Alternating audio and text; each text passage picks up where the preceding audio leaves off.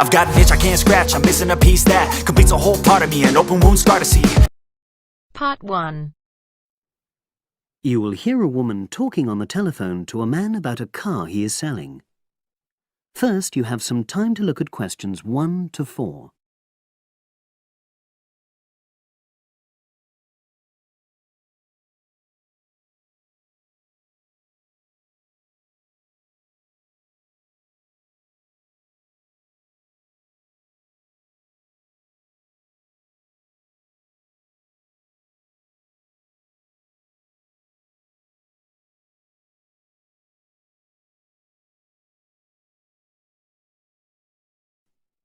Now we shall begin. You should answer the questions as you listen, because you will not hear the recording a second time. Listen carefully and answer questions 1 to 4.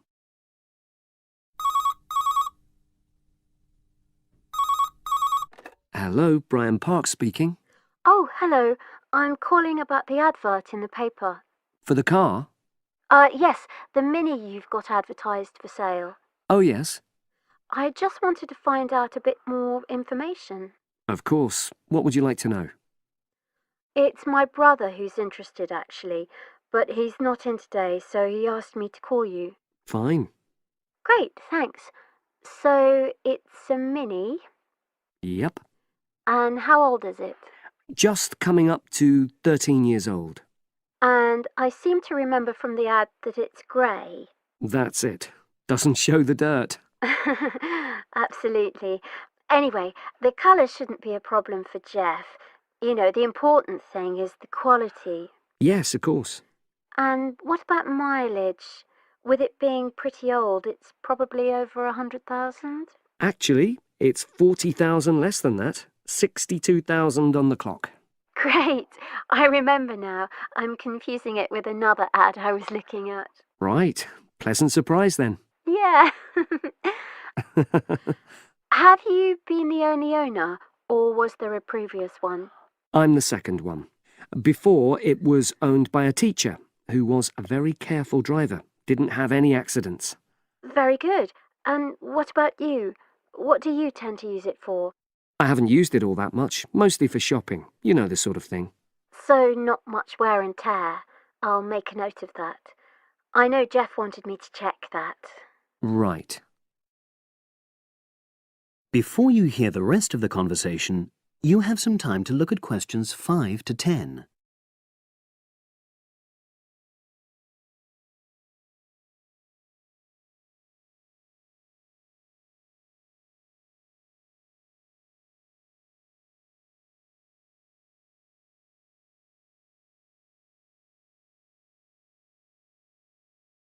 Now listen and answer questions 5 to 10. Now, about the price, I see you've got it down as £1,250. I'm not sure Jeff will be able to come up with that amount. In the ad, I did say 1,250 or nearest offer. So would you be prepared to go down to 1,000? That's really too low, I'm afraid. 1,100? I might be able to go to that. OK, I'll make a note of that. What about tax? Is it due soon? Got another 5 months before it's due. Oh, that's a real plus, yes. I'll make a note of that. OK. Now, you say it's in good condition. For its age, I'd say yes, definitely. It's just been serviced and there were no major problems. Major. I'd be able to show you the service report. The only thing is, you'd have to get a new tyre in the near future. Though it's still okay, you know. It's certainly absolutely safe at the moment. OK, fair enough. Yes, I understand. And the garage also mentioned that one headlight could probably do with replacing. They think there's a fault there, you know, intermittent. Well, we'd obviously look at all the documents, but that sounds very straightforward. Of course. I've got all the service documents up to date, and you can look at those. Well, it all sounds pretty good, and I know my brother will be interested, so would it be possible for him to see the car? He's back from his trip tomorrow and away tonight, so how about tomorrow? Tomorrow? Wednesday? I'm afraid that's not possible. I'm out pretty much all day. Well, Thursday then? That'd be fine, yeah. In the morning? Yes, that'd suit me perfectly. Great. Now, you'll need my address. Oh, yes, of course. What is it? It's number 238, 238? London Road. Oh, that's easy enough. Yes, very straightforward. So I'll pass on these notes to Jeff, and he'll see you in a couple. That is the end of part 1. You now have half a minute to check your answers.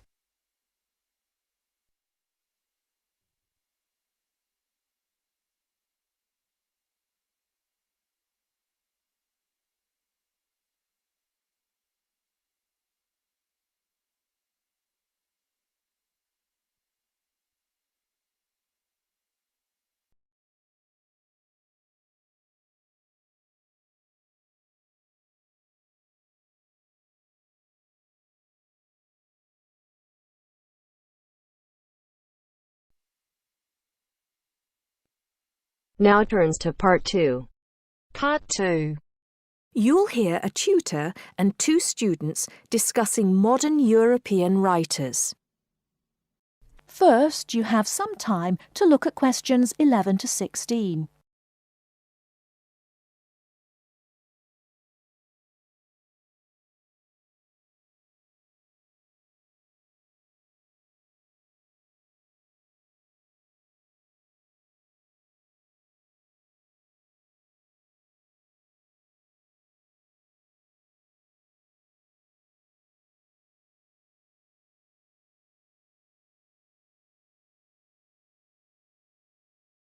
Now, listen carefully and answer questions 11 to 16.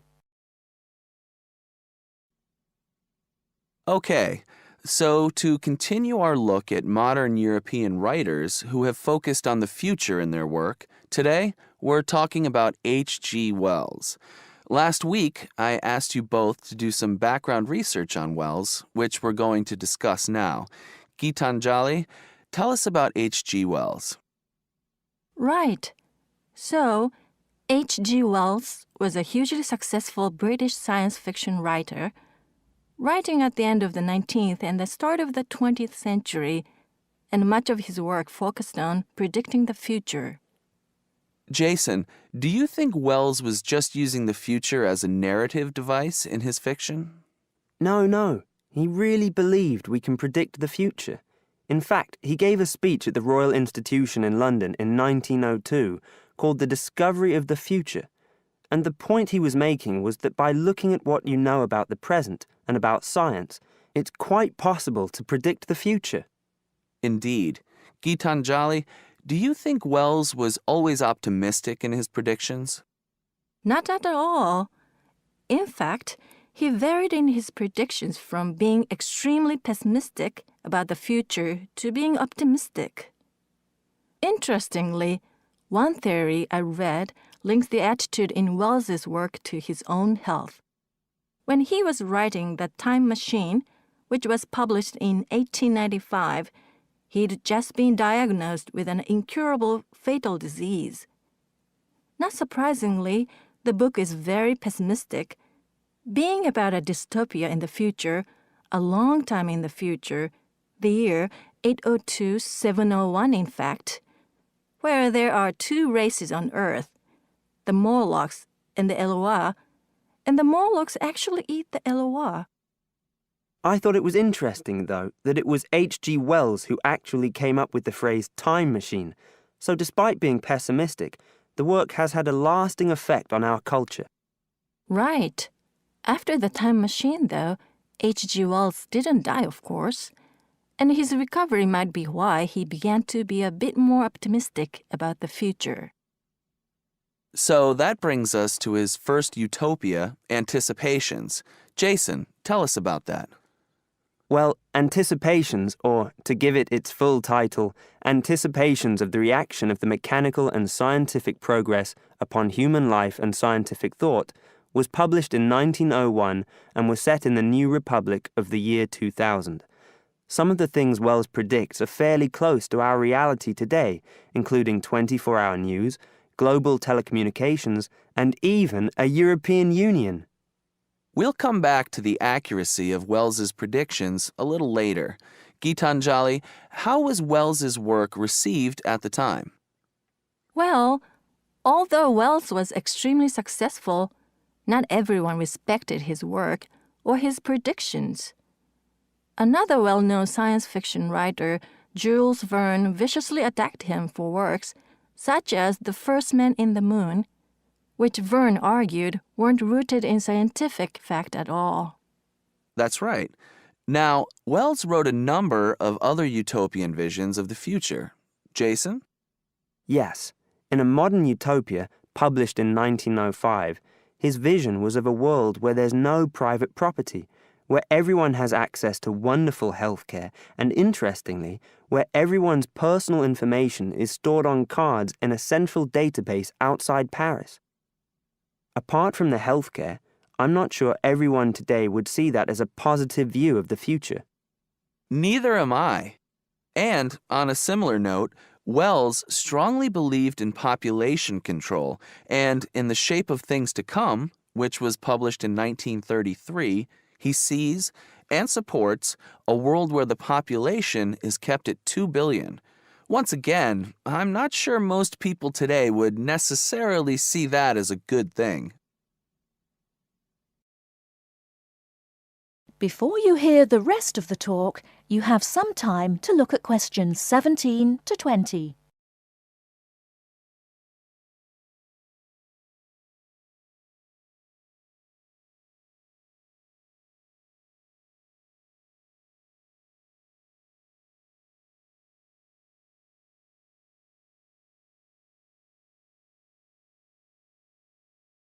Now listen and answer questions 17 to 20. Gitanjali, in your research, did you come across anything about the world brain? Yes, I did. It's actually very interesting. Throughout the 1930s, Wells predicted and supported the setting up of a huge world encyclopedia. And towards the end of the decade, in 1938, he wrote a series of essays called World Brain. In these essays, he called for the world to make use of modern technology to create an enormous global encyclopedia so that all our knowledge is available to all people, not just an educated elite. Wells envisioned this as probably being on microfilm. He thought it would allow anyone, anywhere in the world, to look at any book or any document. He also thought it would be created by everyone, once again, not just by an elite. Yes, and as you can imagine, many people today say that the internet has basically fulfilled his prediction. Of course, it doesn't use microfilm, but essentially, it does meet all Wells's main requirements.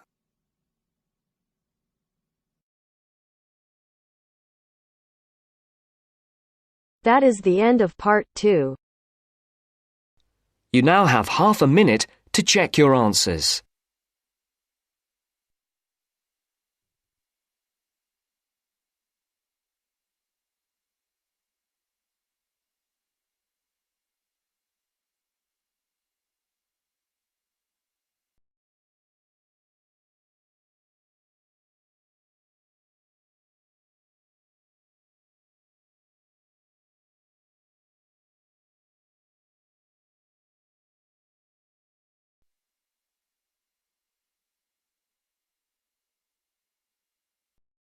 Now turns to part 3. Part 3. You will hear two conversations are based on the following conversation. The answer should be appropriate to the content of this conversation. First, you have some time to look at questions 21 to 25.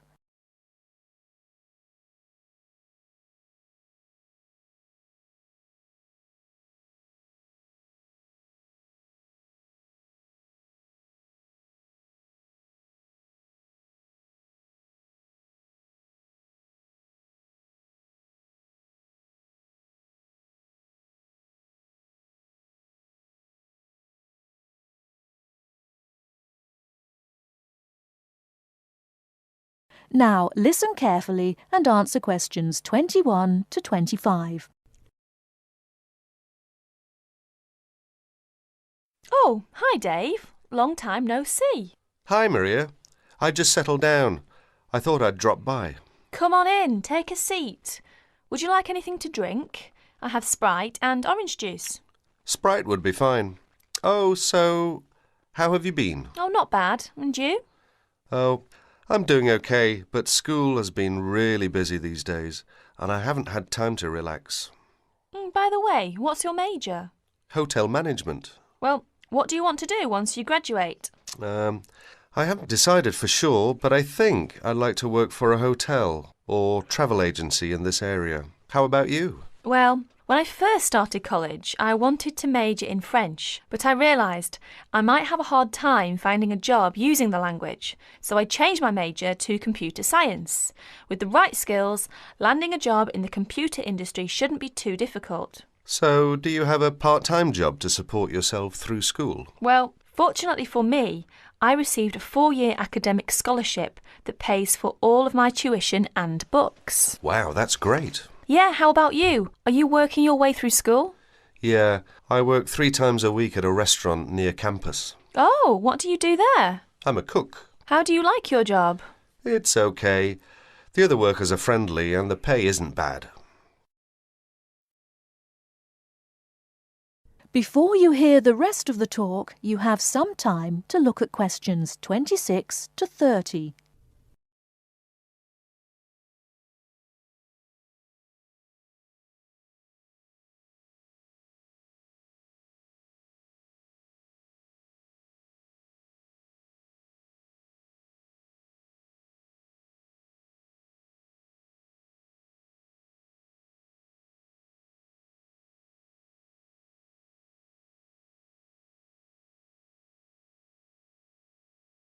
Now listen and answer questions 26 to 30. Several days later, Dave and Maria met on campus. So what do you want to do tomorrow? Well, let's look at this city guide here. Here's something interesting. Why don't we first visit the art museum in the morning? OK, I like that idea. And where do you want to have lunch? How about going to an Indian restaurant? The guide recommends one downtown, a few blocks from the museum. Now that sounds great. After that, what do you think about visiting the zoo? Well, it says here that there are some very unique animals not found anywhere else. Well, to tell the truth, I'm not really interested in going there. Yeah, why don't we go shopping instead? There are supposed to be some really nice places to pick up souvenirs. No, I don't think that's a good idea. We only have a few traveller's checks left, and I only have $50 left in cash. No problem. We can use your credit card to pay for my clothes. Oh no, I remember the last time you used my credit card for your purchases. Oh well, let's take the subway down to the seashore and walk along the beach. Now that sounds like a wonderful plan. That is the end of part 3. You now have half a minute to check your answers.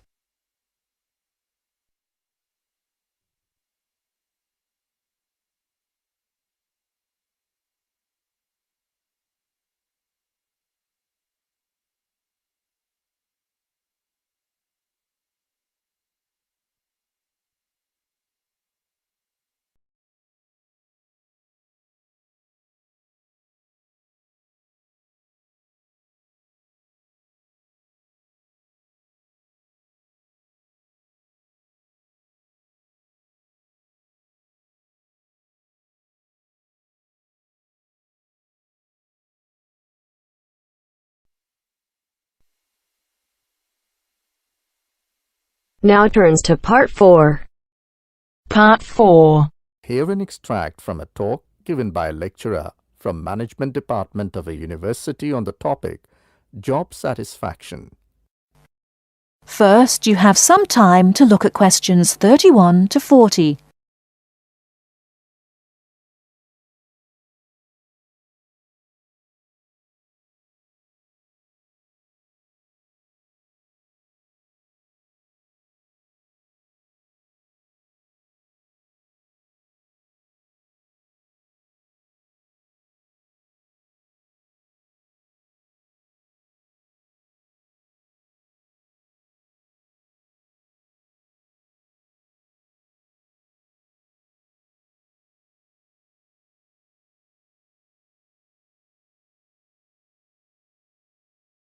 Now listen carefully and answer questions 31 to 40. Job satisfaction is how happy an individual is with his or her job. Scholars and human resource professionals generally make a distinction between affective job satisfaction and cognitive job satisfaction. Affective job satisfaction is the overall extent of pleasurable emotional feelings individuals have about their jobs and is different from cognitive job satisfaction, which is the extent of individual satisfaction with particular facets of their jobs such as pay, pension, arrangements, working hours, and numerous other aspects of their jobs. At its most general level of conceptualization, job satisfaction is simply how content an individual is with his or her job. Affective job satisfaction is usually defined as a one-dimensional, subjective construct representing an overall emotional feeling individuals have about their job as a whole. Hence, affective job satisfaction for individuals reflects the degree of pleasure or happiness their job in general induces. Cognitive job satisfaction is usually defined as being a more objective and logical evaluation of various facets of a job. As such, cognitive job satisfaction can be one-dimensional if it comprises evaluation of just one aspect of a job, such as pay or maternity leave, or multidimensional if two or more facets of a job are simultaneously evaluated. Environmental factors. One of the most significant aspects of an individual's work in a modern organization concerns the management of communication demands that he or she encounters on the job. Demands can be characterized as a communication load. Individuals in an organization can experience communication overload and communication underload, which can affect their level of job satisfaction. Communication overload can occur when an individual receives loads of message in a short period of time, which can result in unprocessed information, or when an individual faces more complex messages that are more difficult to process. Due to this process, given an individual's style of work and motivation to complete a task, when more inputs exist than outputs, the individual perceives a condition of overload which can be positively or negatively related to job satisfaction. In comparison, communication underload can occur when messages or inputs are sent below the individual's ability to process them. According to the ideas of communication overload and underload, if an individual does not receive enough input on the job or is unsuccessful in processing these inputs, the individual is more likely to become dissatisfied, aggravated, and unhappy with their work that leads to a low level of job satisfaction. Superior subordinate communication. Superior subordinate communication is an important influence on job satisfaction in the workplace. The way in which subordinates perceive a superior's behavior can positively or negatively influence job satisfaction. Communication behavior, such as facial expression, eye contact, vocal expression, and body movement, is crucial to the superior-subordinate relationship. Nonverbal messages play a central role in interpersonal interactions with respect to impression formation, deception, attraction, social influence, and emotional bonding. Individuals who dislike and think negatively about their supervisor are less willing to communicate or have motivation to work, whereas individuals who like and think positively of their supervisor are more likely to communicate and are satisfied with their job and work environment. A supervisor who uses nonverbal immediacy, friendliness, and open communication lines is more likely to receive positive feedback and high job satisfaction from a subordinate. Strategic employee recognition. Employee recognition is not only about gifts and points. It's about changing the corporate culture in order to meet goals and initiatives, and most importantly, to connect employees to the company's core values and beliefs. Strategic employee recognition is seen as the most important program, not only to improve employee retention and motivation, but also to positively influence the financial situation. The vast majority of companies want to be innovative, coming up with new products, business models, and better ways of doing things. However, innovation is not so easy to achieve. A CEO cannot just order it and so it will be achieved. You have to carefully manage an organization so that over time, innovations will emerge. Individual factors. Mood and emotions form the effective element of job satisfaction. Moods tend to be long-lasting, but often weaker states of uncertain origins, while emotions are often more intense, short-lived, and have a clear object or cause. Positive and negative emotions were also found to be significantly related to overall job satisfaction. It was found that suppression of unpleasant emotions decreases job satisfaction and the amplification of pleasant emotions increases job satisfaction. There are two personality factors related to job satisfaction: alienation and locus of control. Employees who have an internal locus of control and feel less alienated are more likely to experience job satisfaction, job involvement, and organizational commitment. The characteristics like high self-esteem, self-efficacy, and low neuroticism are also related to job satisfaction.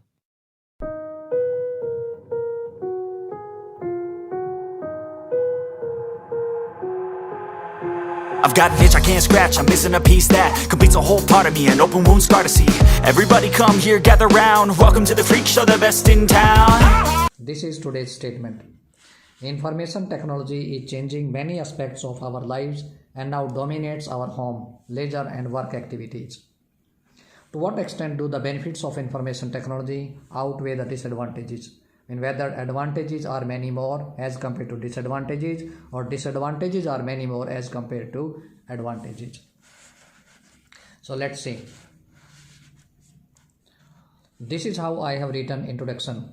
It is a worldwide consensus that the excellence of information technology has diversified every field of human lives, which not only benefits but also has risks. There is no doubt, it is worldwide consensus, they prove, they say, they are confident that excellence of information technology has diversified every field of human life.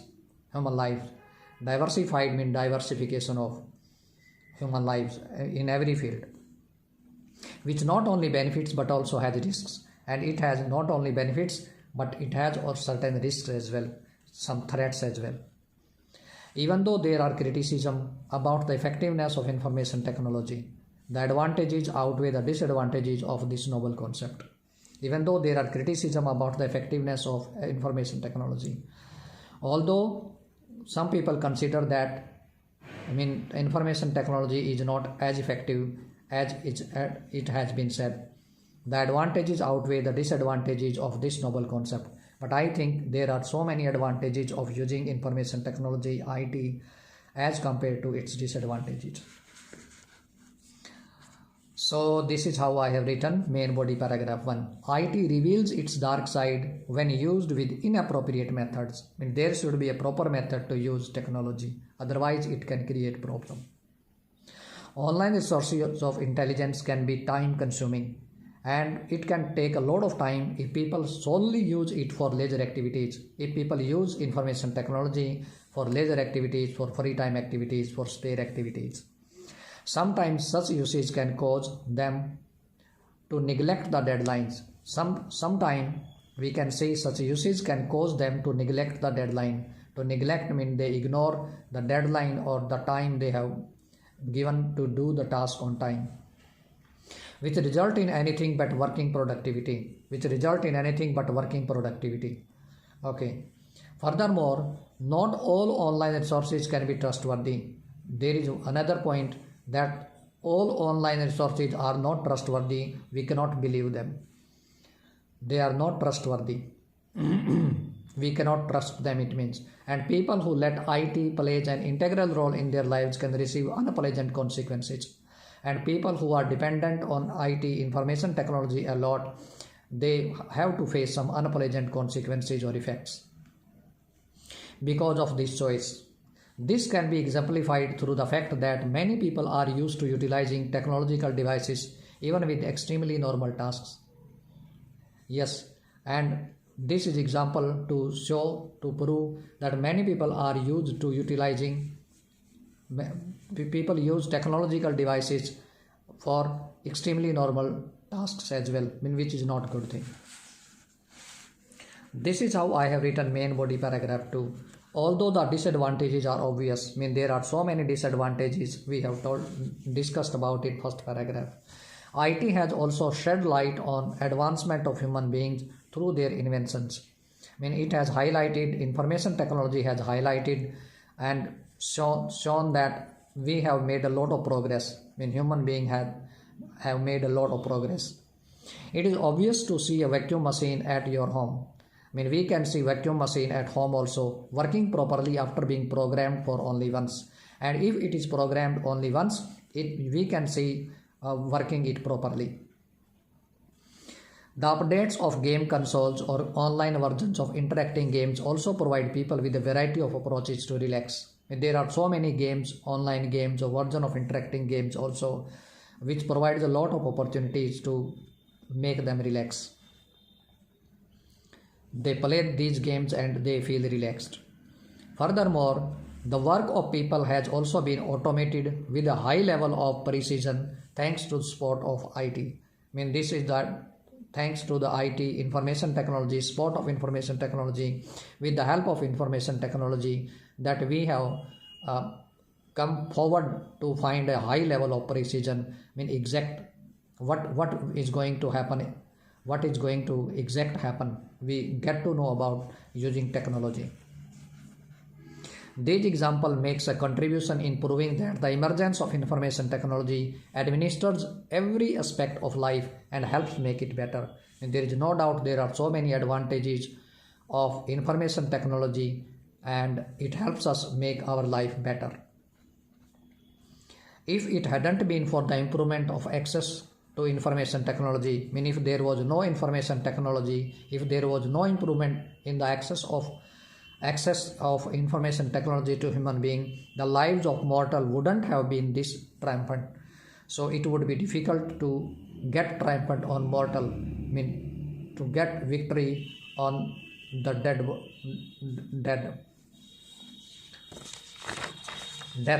death. This is how I have written conclusion. To recapitulate, although IT, information technology, plays an integral part in our lives, yet there are disadvantages. The constructive side of IT takes a definite dominance. Although IT plays an integral part in our lives, yet there are disadvantages. There are advantages and disadvantages, but constructive side of IT takes a benefit dominance. There are so many advantages as compared to disadvantages. So this is how I have completed it, and this is the end of the video. But don't forget to subscribe our channel, like, comment and hit the bell icon to get notification of every new video. Bye bye. See you in my next lesson.